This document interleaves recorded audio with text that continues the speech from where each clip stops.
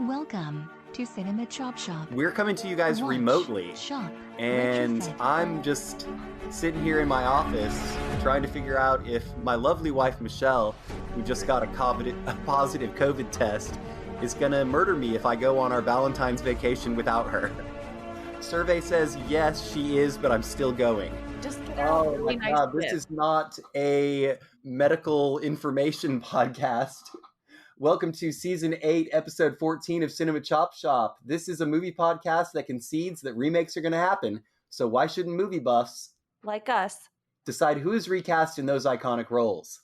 My name is... Only When I Trav, a.k.a. Travliners, a.k.a.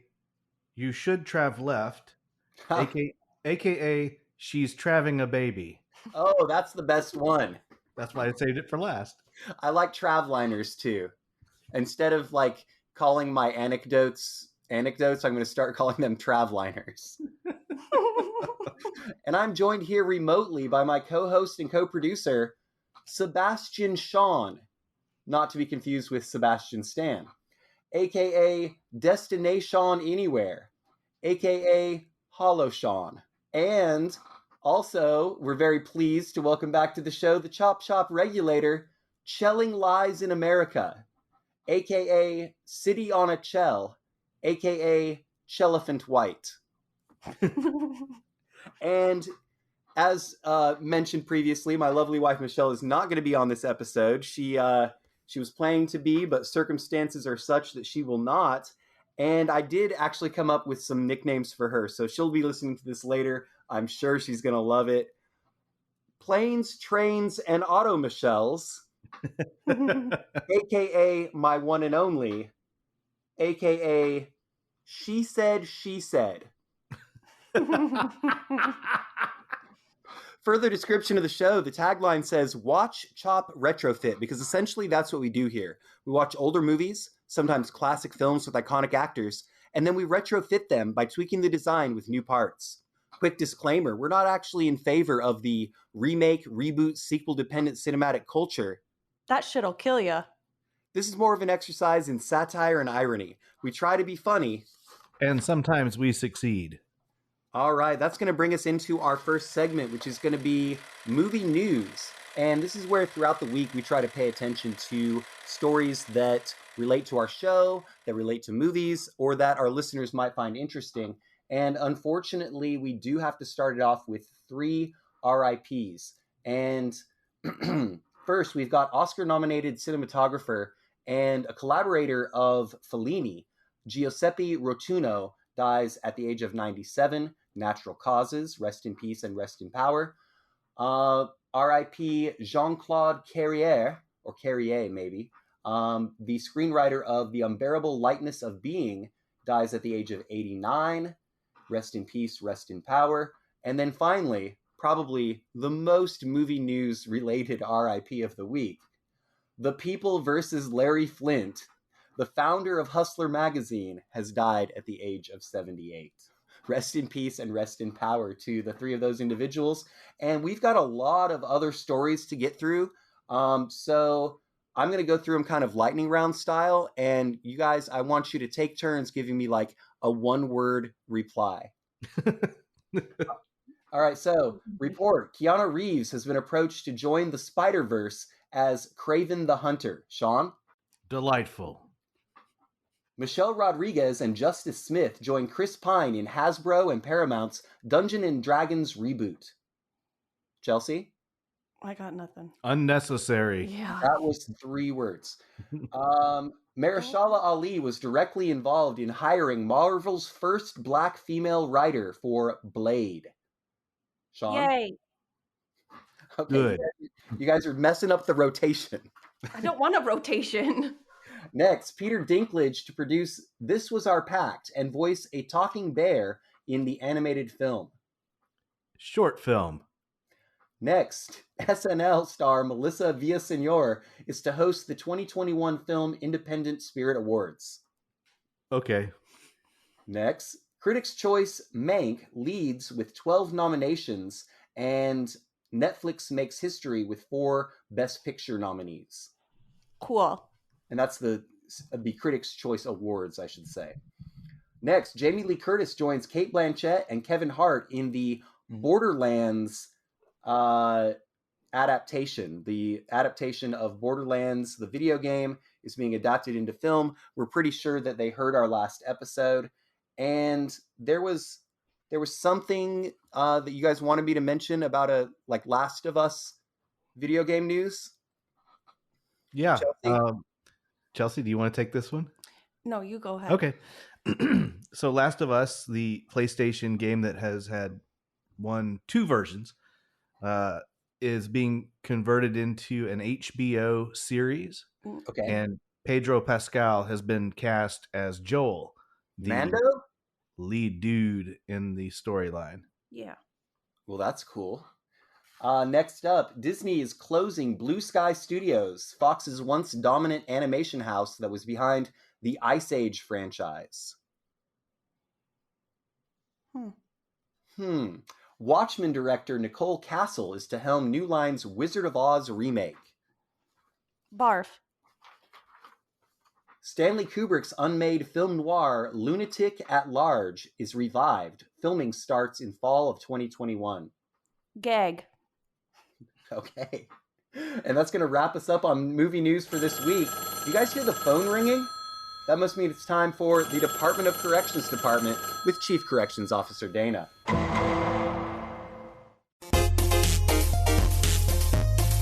Greetings, choppers. All your corrections are belong to us. Marco, those were some inspired choices for the recasts. I'm talking Conan the Librarian level picks. Power up! Jared Leto will be starring in and co-producing Tron 3. It's supposedly called Tron Ares. Jeff Bridges is supposed to return, but that remains to be seen as the dude continues to fight lymphoma. Joey Lawrence was in Hit List. Alright, I'm gonna get my 8 bits out of here for this week, so I'll see you next week. You have just died of choppentary. All right. Thank you, Dana, for that. Hit List, Hitman, who am I to know? That's going to close the doors on the Department of Corrections Department for this week, bringing us to the theme of the episode. Whose idea was this? Mine. Good job, Sean. We're talking about the films of Kevin Bacon. And specifically, we tried to get a little bit more crafty with it. We're doing 6 degrees of Kevin Bacon. And if the listeners aren't familiar with this, it's also known as Bacon's Law. And it's a parlor game where players challenge each other to find the shortest path between an arbitrary actor and prolific actor Kevin Bacon. Linked by films they have appeared in together. It rests on the assumption that anyone involved in the Hollywood film industry can be linked through their film roles to Bacon within 6 steps. The game's name is a reference to 6 degrees of separation, a concept which posits that any 2 people on Earth are 6 or fewer acquaintances apart. Also, in 2007, Bacon started a charitable organization called 6degrees.org, and in 2020, Bacon started a podcast called The Last Degree of Kevin Bacon. And there's something also from The Guardian. Yeah, we were taking a look at his Wikipedia entry, and apparently The Guardian named him the greatest actor to have never been nominated for an Academy Award. But I hear he's going to be nominated for his role in The Guardian. How ironic. All right, that's going to bring us to our midnight double feature. This is where we go around the panel and we each talk about 2 movies that are within our subject of the week, and we talk about why they relate to each other, why they would be a good double feature. And Chelsea, would you like to go first? Sure. My first film is from 2007. It's called Death Sentence. And I'm pairing that with 2013's Ripped. Right. Rip. R.I.P.D. This one's starring Channing Tatum. Ryan Reynolds. Oh, Wash close. your mouth out. It's Ryan Reynolds and Jeff Bridges, and Kevin Bacon is the bad guy. Kevin Bacon. And then in Death Sentence, he's kind of the good guy gone bad. But one thing that I noticed in R.I.P.D. at the end, his character turns into his dead version of himself. and he's got like a missing part on his head. Oh, whoa. At the end of Death Sentence, when he goes and gets his revenge, he shaves his head and has like a massive scar with like staples right in the exact same spot. All right. Gross. Well, no, it's pretty cool though. There's like connective tissue between these two films. Literally. Head injury. Head injury. One of the precursors to serial killerism. Have you seen R.I.P.D.? No, I have not. It's However, pretty fun. It will come up again tonight. Yeah, that was fun. I like Death Sentence a lot. Way more. It's pretty cool. It's a family revenge story, with some really cool, realistic stunts. Yeah. Like I was jumping out of my chair. I was holding my breath at some of those scenes. Okay, so maybe it's a little bit underrated. Highly underrated, I think. Right on. Okay, Sean, over to you. What do you got for a double feature? All right, I'm going to kick it off with 1988's Criminal Law. This is starring Gary Oldman and, of course, Kevin Bacon. And Gary Oldman's playing a prosecuting attorney who is now turned to being a defense attorney. And the film leads right out of the gate with them in the courtroom, closing arguments. He's defending Kevin Bacon, who is a spoiled, entitled brat who's been accused of killing somebody. And he gets him off from the charge. Correct me if I'm wrong, Sean. Sorry to interrupt, but aren't Kevin Bacon and Gary Oldman also in Murder in the First? They are. Okay. The film really centers around Gary Oldman getting pulled into this web of killings and murder that Kevin Bacon really delights in. He's kind of an unhinged character. And one thing worth noting in this film, at this age, Gary Oldman bears a striking resemblance to Christian Bale, and it looks like Christian Bale and Timothy Hutton had a baby, and it was young Gary Oldman.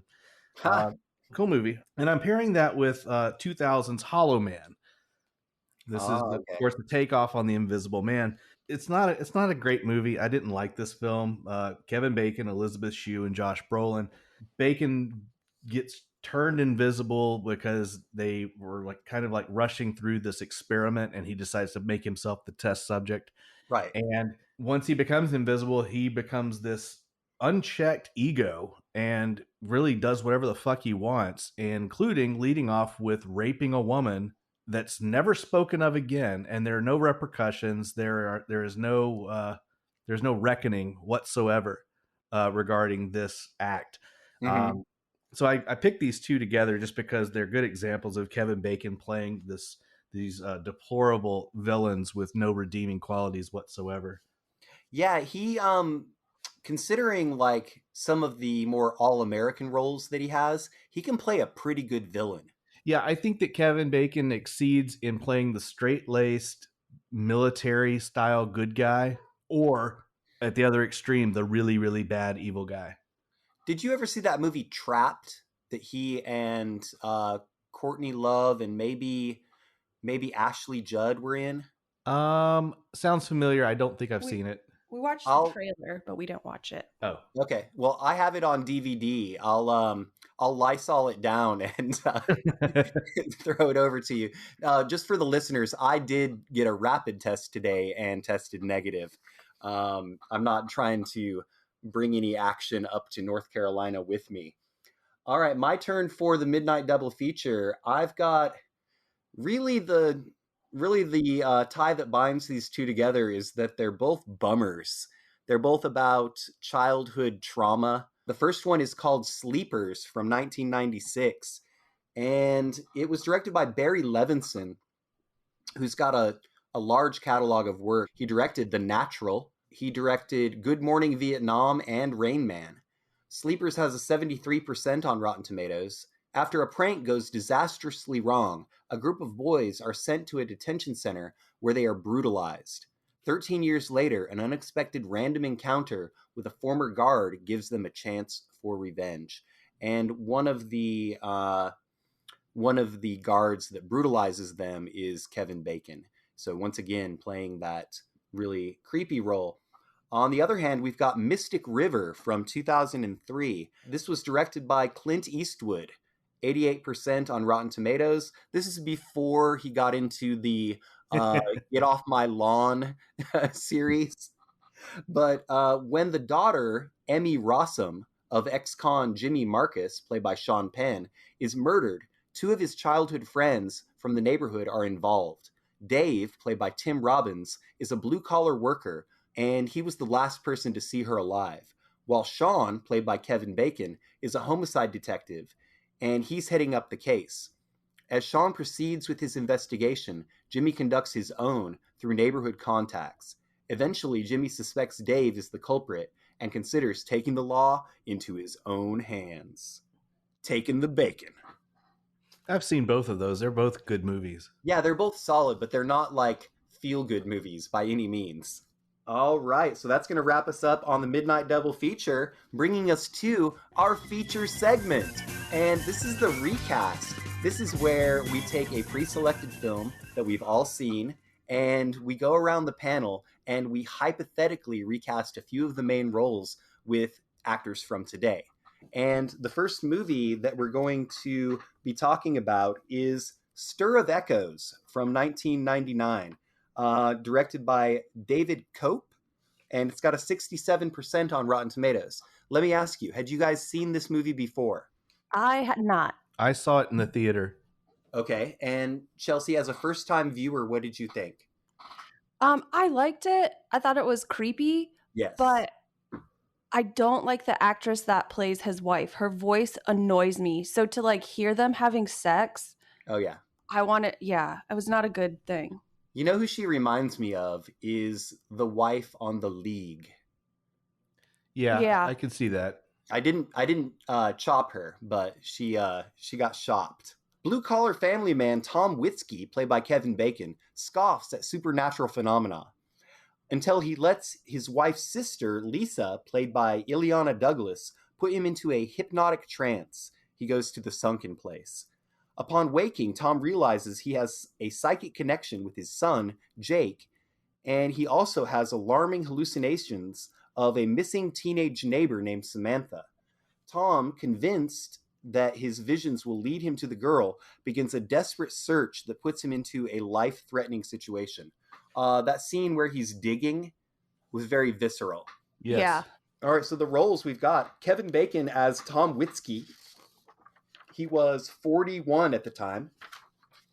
We've got his wife, Maggie Witzke, played by Catherine Irby, not to be confused with Irby Street, right here in Florence, South Carolina. And then finally, we've got her sister, his sister-in-law, the New Age lady who puts him under hypnosis. Her name is Lisa Weil, played by Ileana Douglas, who was 34 at the time. And are you guys ready? Yeah. All right, let's go for it, Chelsea. Who is your pick for Tom Witzke in Stir of Echoes? So my actor is mostly known for his television roles, and they're pretty iconic. He was on Roseanne and the Conners. I went with Michael Fishman, and his Bacon number is number 2. Okay. He was in a movie called Undrafted with Joseph Mazzello. Okay. And Joseph Mazzello was in The River Wild with Kevin Bacon. Ah, okay. Now tell me your pick's name again. I didn't catch it. Michael Fishman. He was DJ Tanner on Roseanne. No shit. Yeah. Wow. Is he? And he's still acting? Well, on the Conners reboot, and then he does like TV appearances, like in TV shows. Well, we're gonna get him back on the big screen. All right, over to you, Sean. My actor was in Lennon or McCartney with Gary Oldman, who was in Criminal Law with Kevin Bacon. So we've got two degrees. I went with Aaron Paul. Oh, okay.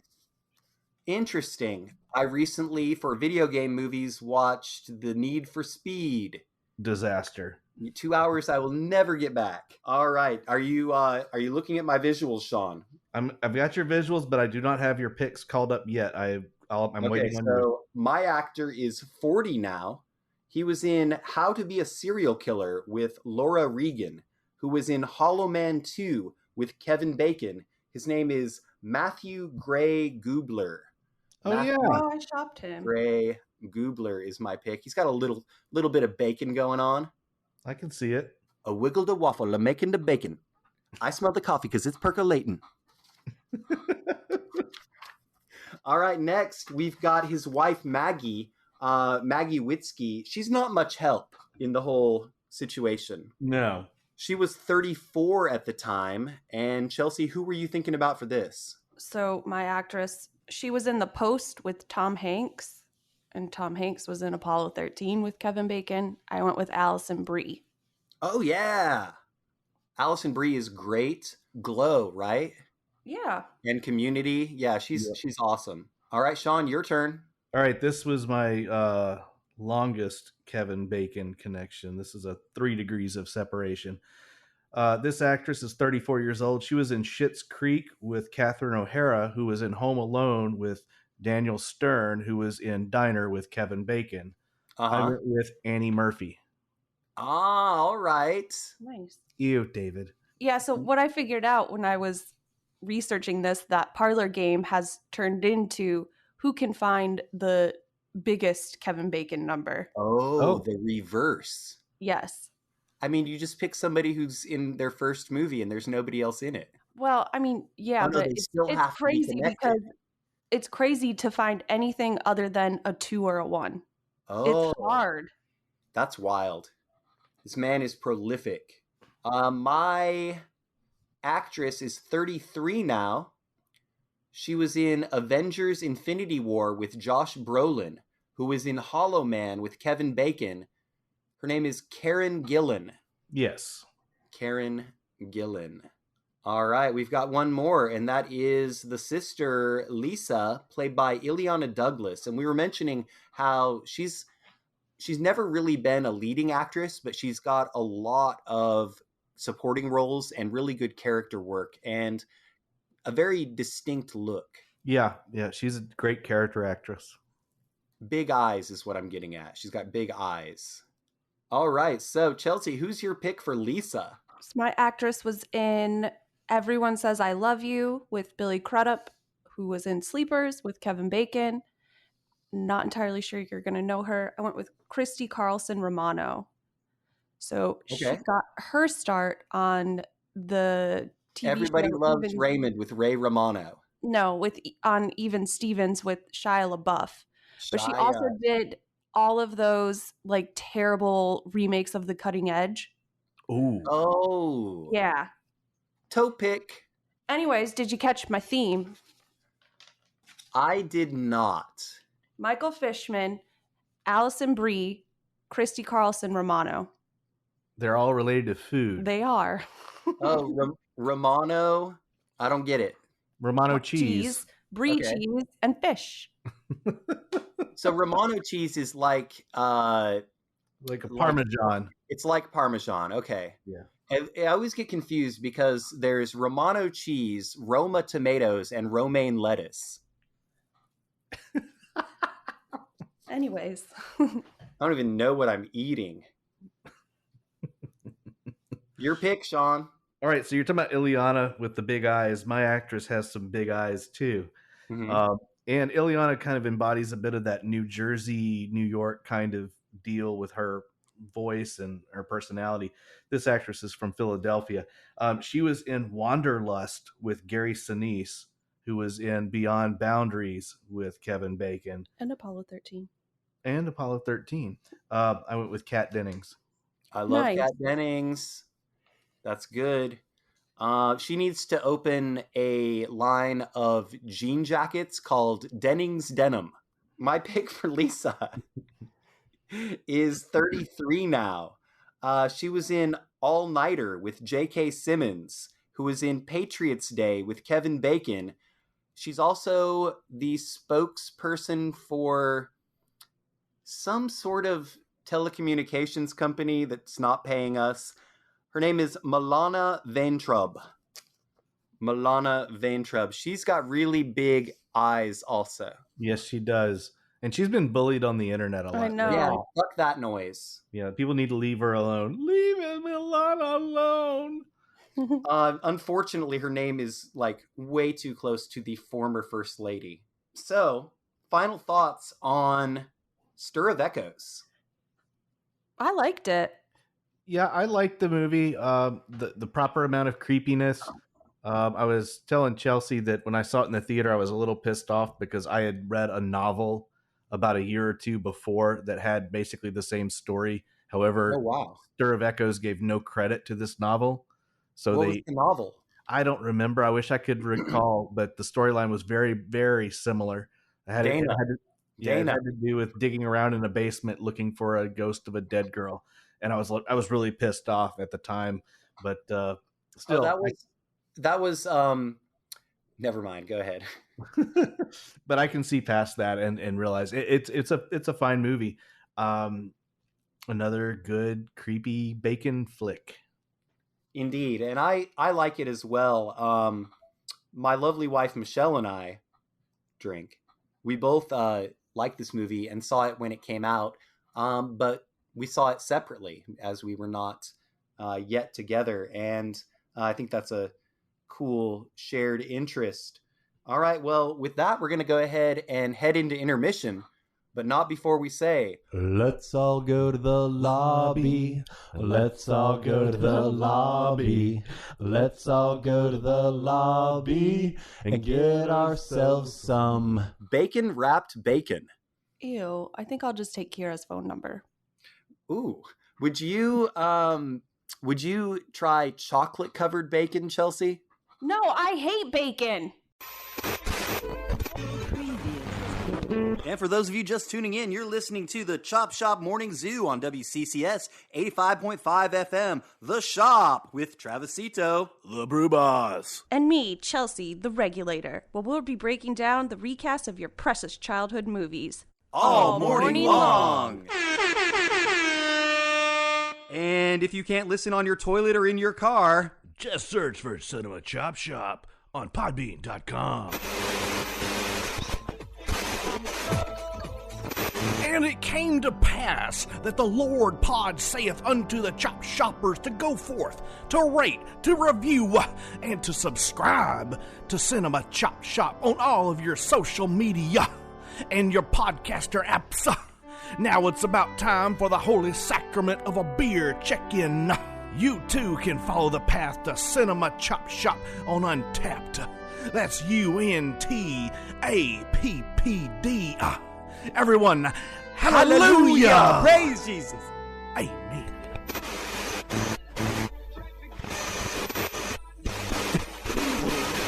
Well, hello there, all you naughty chop shoppers. So, you like to listen? Oh, you're bad. Wouldn't you also love to see all of our hot pictures and posts on our very own social media? Just search for Cinema Chop Shop on Facebook, Twitter, and Instagram, if you think you can handle it. This weekend on CCS Wrestling. Woo! If you miss this event, you suck! Woo! It'll be the ultimate recasting extravaganza you have ever seen between the challenger, Trontastic Ron! I'm gonna rip his face off! Woo! and the defending champ, Little Thanos, you ain't got nothing, brother. I can't stop saying woo! It's an actual medical condition. So if you've got a problem with that, we'll see you in Gmail, where you can send us comments, corrections, concerns, and complaints. That's cinemachopshop@gmail.com.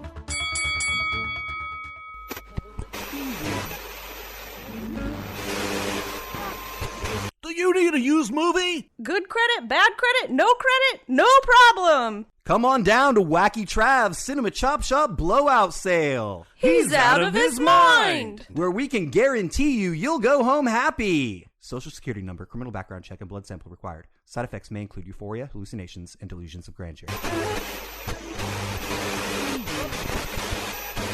So please remember to watch, chop, retrofit.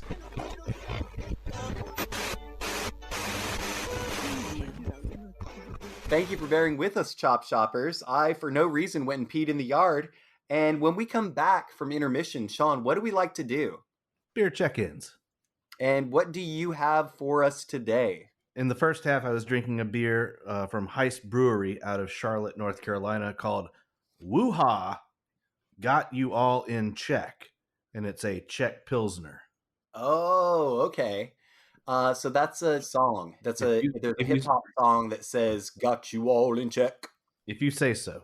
And then in the second half, I am drinking Galactic Gator New England IPA from 13 Stripes Brewery, and it's a collaboration with Warped Cigars. Where is Warped Cigars out of? Miami. I don't know what a cigar company would have to offer in a beer collaboration. So they're not even a brewery. They're an actual cigar company. Cigar company. I will tell you about this beer. It is a murky New England IPA. Like, not just hazy, but murky. If you picture a gator in the swamp, this is like very murky, like opaque beer, and I'm not in love with it. Maybe they blew cigar smoke into it. All right, I am drinking Diaspora Series 7 from Seminar Brewing in Florence, South Carolina. That's seminarbrewing.com. Now it's time to go into our 2021 movie marathon.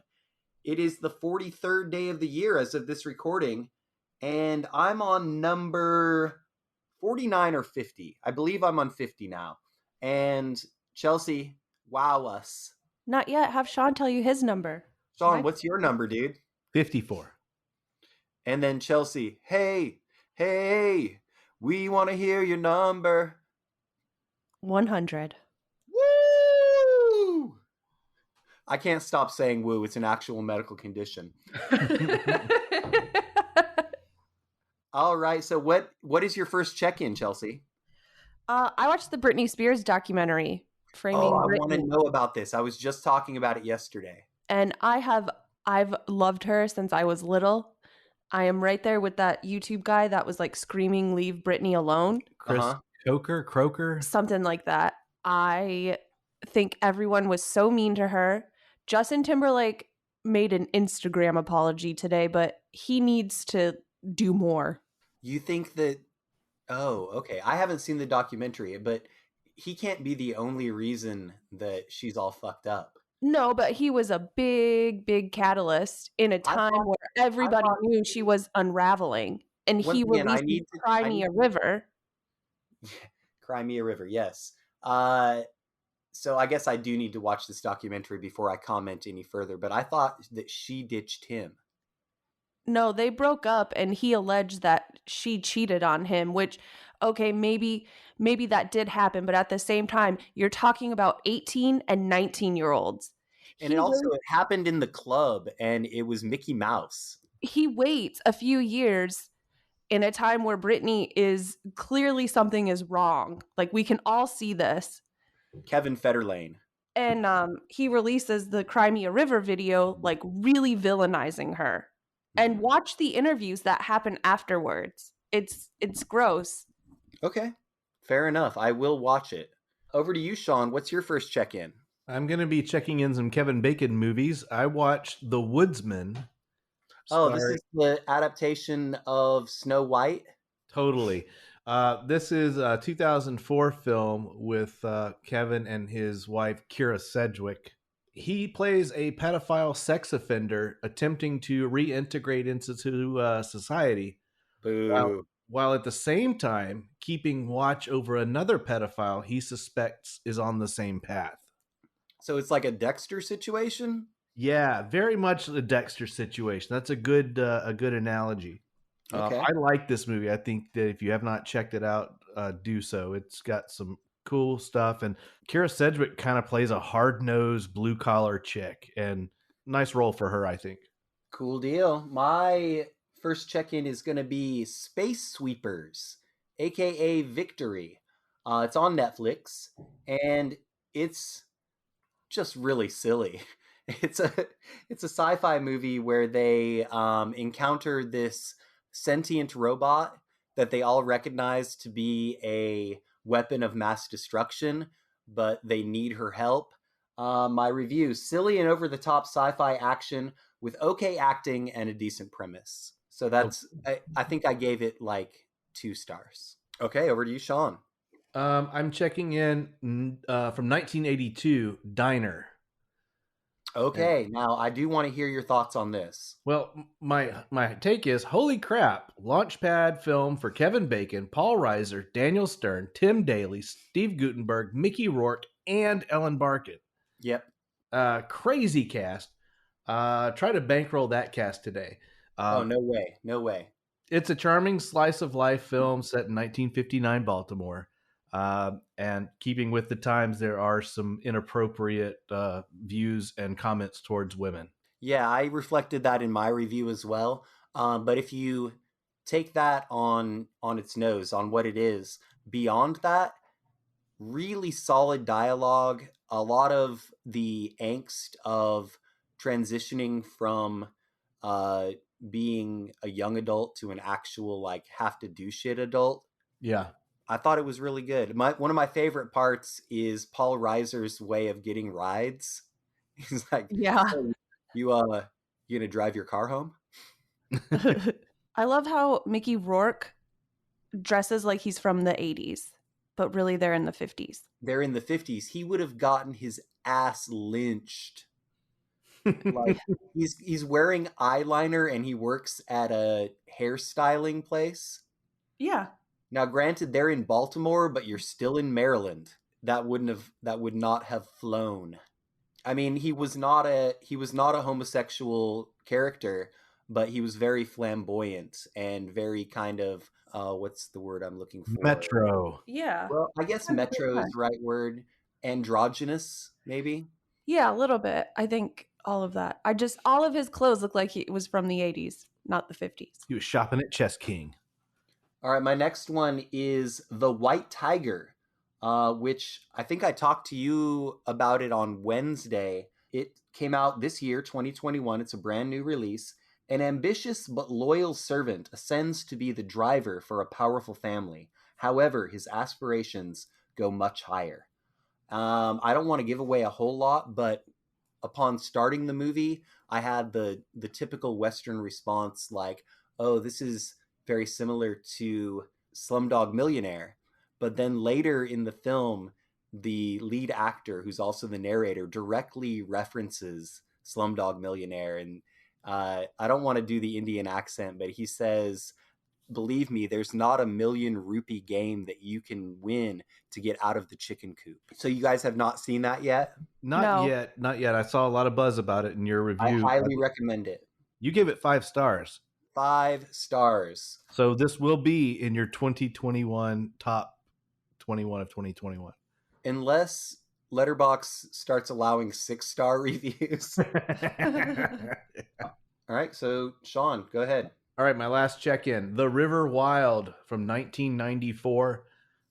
Very fun, suspenseful, action-y kind of movie starring Meryl Streep and Kevin Bacon and David Strathairn. And John C. Reilly. And John C. Reilly. John C. Reilly. Yep. So Bacon and Riley are two crooks, and they kind of hook up with this family that kind of live along the river. And she was a former guide, and they're just on a camping trip. They're on a camping trip. That's right. And they who else is in it? The husband. What's his name? Benjamin Bratt. Benjamin Bratt's playing like a park ranger, and they kind of hijack. They kind of hijack a raft, and they make Meryl Streep be their guide as they get down the river, so they can get away with this money that they've got. Yeah, and she can guide them through treacherous, like a difficult part of the river. Remind me, the actor who plays the husband, Strathairn. He was also in Nomadland, right? Yes. All right, right on. So I really like this movie. It came out right around the time that I was starting to recognize film as an art form. And Sean, you had a problem with one part of it, though, right? Yes. I only had one problem with it, and I'll read you my Twitter review. Suspenseful flick with a great cast, but something was annoying me. Then I looked it up. Yep, Jerry fucking Goldsmith shitting all over it with his cliched soundtrack. What a hack. Tell us how you really feel. Well, I wonder when Goldsmith died, when they buried him, did they have like violinists standing by just to do that trilling violin thing that he always did with his suspenseful movies? Wow. Yeah, I don't like that guy. I'd never I can liked any of his tell. films. You basically just pissed on his grave. I would if I could. All right, I've got one last one, and this is a sneak preview check-in because I just watched it today. And it's one that we've talked about in movie news and on the show. It's a Cage Rager. It stars Nicolas Cage. It is Willy's Wonderland. So picture the animatronic characters at Chuck E. Cheese or what was the other one? Showbiz Pizza. Showbiz Pizza, except they are minions of the devil who will actually kill you. And Nicolas Cage rolls into town and is basically duped into cleaning up the place for the night so they can reopen. But in actuality, and then this is not really a spoiler. This you can't really spoil shit. It's in the trailer. Yeah, in actuality, they're sacrificing people to the devil inside of this, like on a weekly basis. I'm pissed off that you've seen this already. The supporting cast is really good too. They're all like younger actors who they're kind of like the Scooby-Doo gang. So growing up, we didn't have Chuck E. Cheese in South Dakota, but we had a local version, like total rip off of it, but it was called Giggle Bees. Oh, Giggle Bees. Yeah. It's like Applebee's, but funny. Yeah.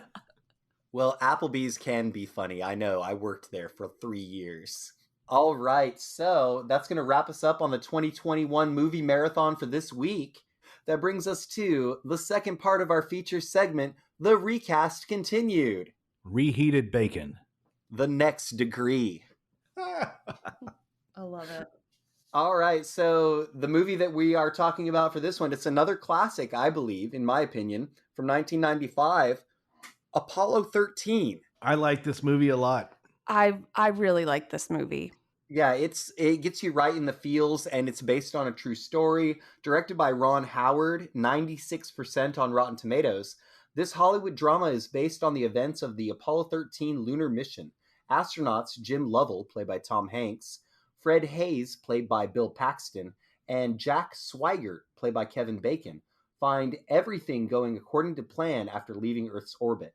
However, when an oxygen tank explodes, the scheduled moon landing is called off. Subsequent tensions within the crew and numerous technical problems threaten the astronauts' survival and their safe return to Earth.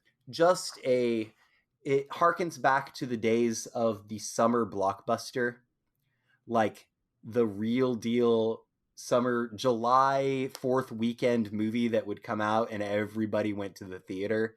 Yep. And just that makes me a little bit sad just thinking back about that.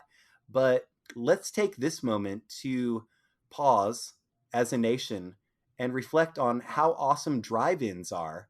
And we should really be making a renaissance of drive-in movies. We should also mention that the last drive-in that we went to and the first, Chelsea's first, but our together drive-through. There was an earthquake. There was an earthquake, but we also saw Footloose, starring Kevin Bacon. And Travis. And me. We did a dance off, right? Dance party. Yeah, we did. We've got Jim Lovell, played by Tom Hanks, America's dad.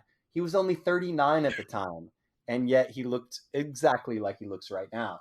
Right. Then we've got Fred Hayes, played by the late, great Bill Paxton. Rest in peace and rest in power to him. He was 40 at the time.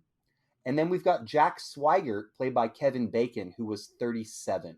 All right, Chelsea, who's going to be your Jim Lovell? So my actor was in The Best Man with Stuart Townsend, who was in Trapped with Kevin Bacon. His name is Tom Ellis. You'd know him as Lucifer. Oh, in the show Lucifer? Yeah. I kind of like that show. I've only seen the first season, but I there's something about the his charisma. Yeah. You know, how he can basically just win any situation.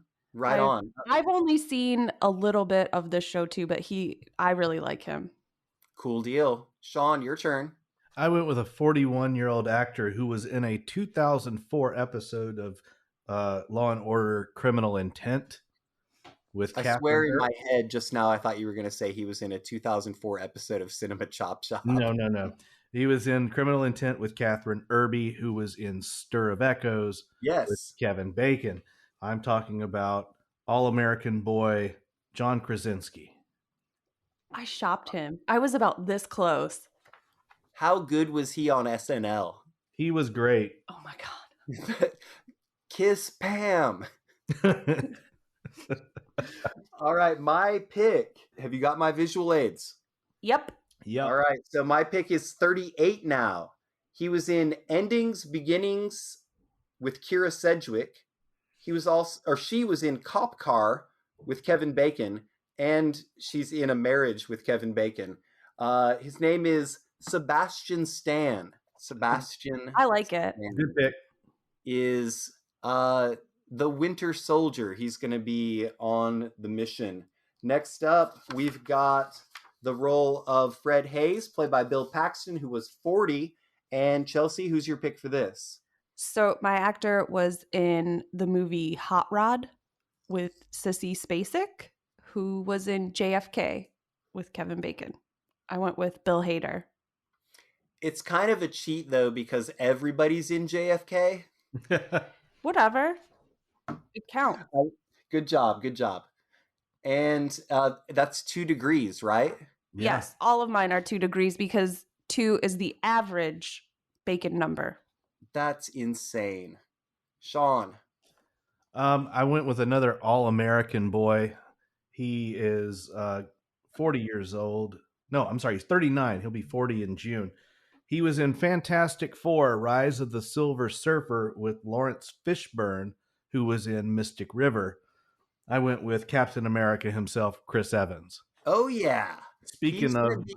He's going to be in something new. There's some like TV show or something. I just saw an advertisement for it today, and I can't remember what it is, but there's something new with him. So he's a perfect complement to your Winter Soldier. Yeah, absolutely. All right. I'm a little bit apprehensive about this next chop, considering conversations. My Fred Hayes is 40 now. He was in The Open Road with Jeff Bridges, who was in R.I.P.D. with Kevin Bacon. His name is Justin Timberlake. That is completely legit. I made this like 3 days ago. And that's not even your degrees of separation you have on your slide. Oh, it's not? You said he was What do I have? he was in Wonder Wheel with Juno Temple, who was in Black Mass. Because I don't think he's in Kevin Bacon. R.I.P.D. Who do you say? Bridges. Oh, okay. Sorry. Yeah. Yeah. Okay, well, that's weird. I must have... No, I know what happened. You were looking at that website that does all the baconating. Yeah, you can Uh-huh. find many links. Yeah, it's a different link. But, so there's still 2. It's Justin Timberlake. JT, baby! He's going to sing his Smurfs song. Boy, Chelsea's just steaming over here. I can actually feel the rage from my office. Bye. I think JT has gotten roped into the John Hamm territory for Chelsea. We've got, speaking of pork products, the next actor is Kevin Bacon, who was 37 when he played Jack Swigert. And he's not the lead of the movie, but his character and his performance were impactful. And Chelsea, who did you pick for this? My actor was in Boy Choir with Dustin Hoffman, who was in Sleepers with Kevin Bacon. I went with Kevin McHale. Oh, nice. Okay, so Kevin McHale, and is there a theme? Yeah, there is. Okay. I probably already know it, but I won't reveal it for the listeners. We'll let you give that away at the end. This is the end. This is the end. What is it? What is your theme? What's your guess? Okay, so say the names again, the 3 names. No. Say the name. Tom Ellis, Bill Hader, Kevin McHale. Is it... It's not SNL. No. You don't got it. Do you got it, I don't Sean? got it. What is it? So Tom Hanks played the first character. Bill Paxton played Bill Hader. Kevin McHale. Oh, you Tom, got first Bill, names. Oh, Kevin, yeah. Cool. clever. Whatever. Yeah, you if I could send you a whoosh emoji, I would do Well, that here's right the now. thing. My original thing was to use the degrees to make my favorite numbers, but I quickly realized that it's difficult to get any number other than 2. So I had to rethink what I was going to do. That's some seriously crazy shit that I don't think you should admit in public. So Sean, who's your pick for Jack Swigert? My actor has 1 degree of separation from Kevin Bacon. Whoa. He was in Crazy Stupid Love with Kevin Bacon. I went with Ryan Gosling, The Goss. who was also in First Man. True. So we're on topic. Yeah, that's an astronaut movie. Well, so was it Apollo 13. Exactly. My actor is 30 now. He was in Lennon or McCartney with Robert Patrick, who was in Jane Mansfield's Car with Kevin Bacon. It's Jack O'Connell. Again, different from what you have on your slide. Lennon or McCartney with Benedict Cumberbatch, who was in Black Mass with Kevin Bacon. But look at the resemblance. Yeah, it's good. I like the pick. Yes, it's a He good was pick. also in Skins, and he was in Unbroken, I think it was like Angelina Jolie's first directorial movie. He can do an American accent, but he's British. Yeah, that's my dude. All right, final thoughts on Apollo 13. If you haven't seen it, go watch it. Yeah, I always liked this. I liked the casting of the guys on the ground at Mission Control. Oh yeah. I found their story just as fascinating as what was happening up in space. Correct me if I'm wrong, but Ed Harris is one of them, right? Yes. Yeah. So there's a really good documentary about the Apollo missions on Netflix, and the guys that were actually there, they show video and photos and they talk about it and they reference this movie going, he nailed it. They got it totally right. The number one question that people have for astronauts in space is how you pee. All right, that's going to bring us to our final bonus segment, which is going to be a battle royale between the following: Kevin Bacon versus Francis Bacon versus the Macon Bacon. Kevin Bacon is an oracle, or so the website says, so I choose him. Now let's explain to the listeners what the Macon Bacon is, because I don't think they have the benefit of the visual. The Macon Bacon is a minor league baseball team located in Macon, Georgia, and they lean into it.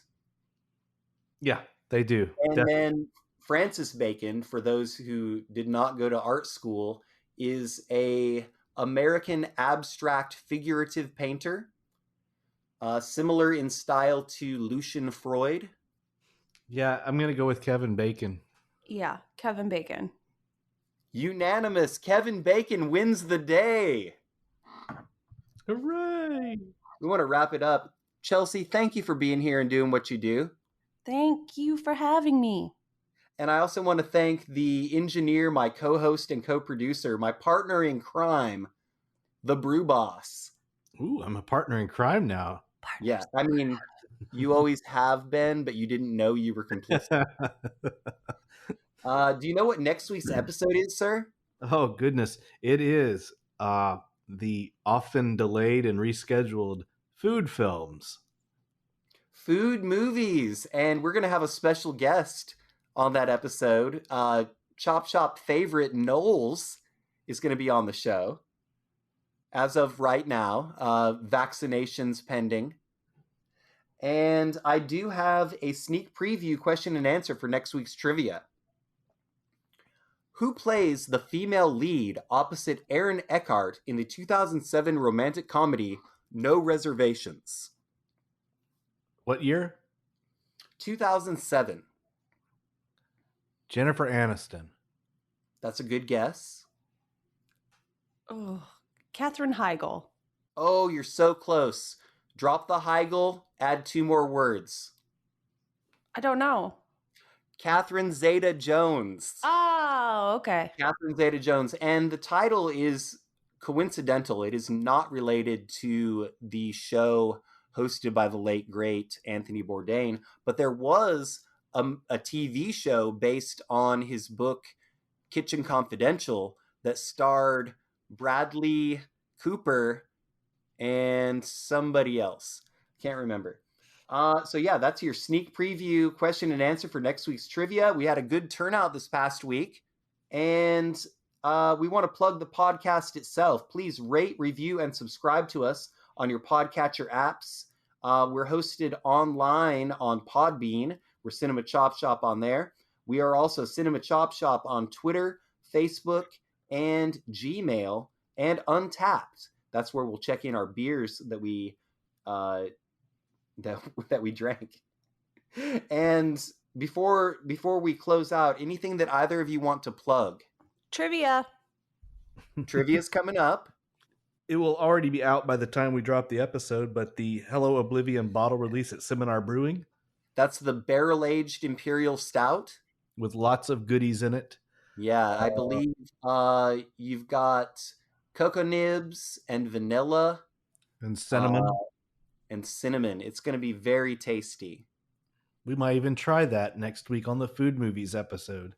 I might have to stop by the brewery and grab one before I go out of town. I just learned today that the brewery is also going to be canning Pulpy Love. Oh, wow. The first incarnation of Pulpy Love, I think. Strawberry raspberry, maybe? That's awesome. That was a fan favorite. And finally, we want to say farewell to you, the listeners. Thank you for tuning in. Remember to wear your mask and social distance. And please, remember to watch, shop, retrofit. And eat some bacon.